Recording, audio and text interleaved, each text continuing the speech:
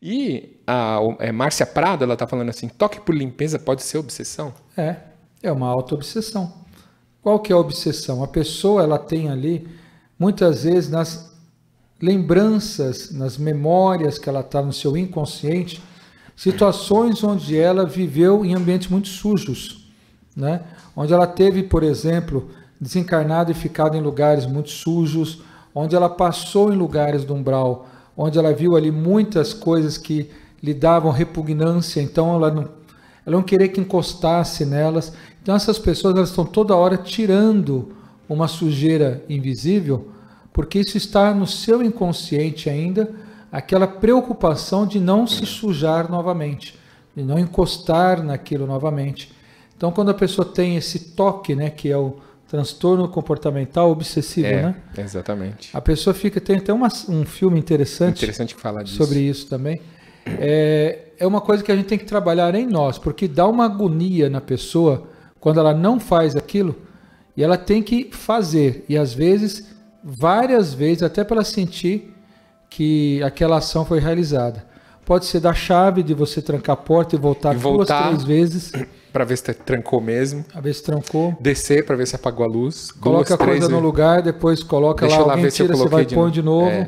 Então, isso, eu concordo plenamente com você, quando você falou a respeito das memórias, a respeito do acástico, né, dos registros das vidas, tudo. Mas existe também um aspecto psicológico importante que as pessoas precisam observar nelas, através de até mesmo das questões espirituais, culturais. Quanto mais você vai aprendendo, quanto mais você vai se percebendo, o que você sente? Qual que é o tamanho da agonia? Qual que é a consciência que você tem em relação a você, por exemplo, ter medo de altura ou medo de borboleta? A gente tem uma amiga que ela morre de medo de mariposa, cara. Se ela vê uma, ela pula uma janela, velho. Ela é uma coisa impressionante, assim. Ela tem muito medo. Eu conheço uma que tem com pombos. Sim, muito medo. Muito, muito, muito. Então, isso tem a questão do registro, da lembrança, da ativação daquela sensação.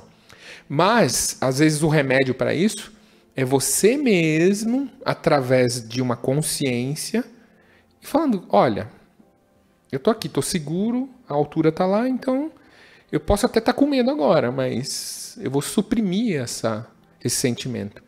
E geralmente os trabalhos psicológicos, eles são seguidos mais ou menos nessa linha, para você, de uma certa maneira, ir tomando consciência e suprimindo aquele medo, de modo a ele depois representar uma coisa normal para você.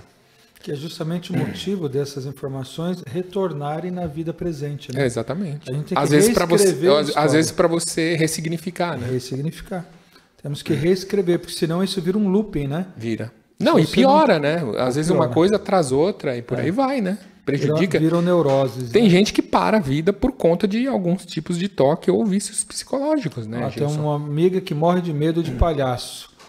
Eu conheço uma que tem medo de freira, né? Conheço outra pessoa que tem medo de avião.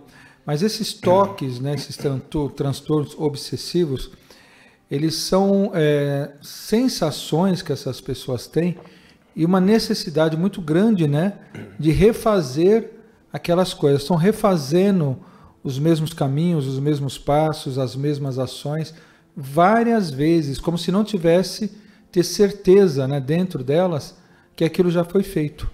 A Andréia Cunha está dizendo o seguinte: e quando os gestos do toque aumentam, né, como é que pode ajudar? O Júnior acabou de falar da parte psicológica.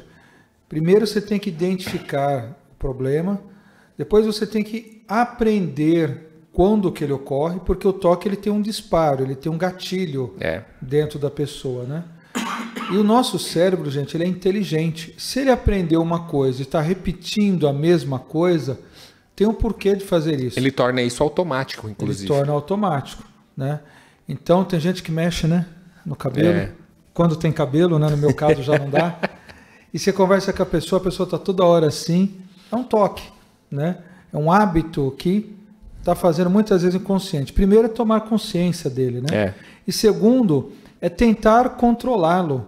Porque quando ele começa a te incomodar, né, quando ele começa a ser algo ruim para você ou para as pessoas que estão em volta, Começa a limitar a gente, né? Começa a limitar. Tipos de toque, né? Aí a importância é você ter ajuda ou espiritual ou de um psicológico, de um psicólogo, para poder entender essa situação, né, e poder lidar com isso. Porque existem problemas que são nosso fundo pessoal e são psicológicos. Sim.